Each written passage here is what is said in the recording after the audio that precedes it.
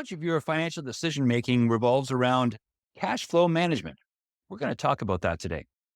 Make Better Wealth Decisions, a podcast that explores how financial advisors' blind spots can harm your investments. I'm your host, John DeGuy, a portfolio manager with Design Securities in Toronto. Cash flow management is one of those elements of financial planning and financial advice that is often overlooked and is at least a little bit controversial, truth be told. The fact of the matter is, most people do a very poor job of distinguishing between cash flow and budgeting. And what is more, most people think budgeting doesn't work.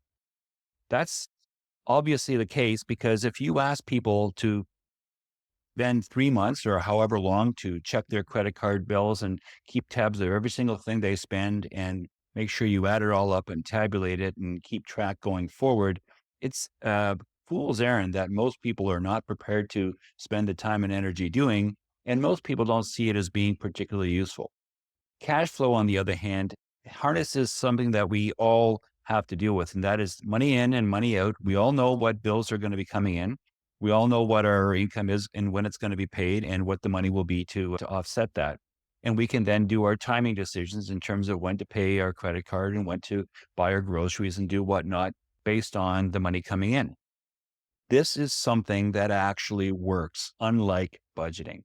So working with your cash flow is a great way to reverse engineer, work backwards, and think about, well, how much can I really afford to save for retirement? And what can I do to make better wealth decisions to help me focus on the things that are important to me? Maybe that's having insurance in place to cover off the risk of dying prematurely.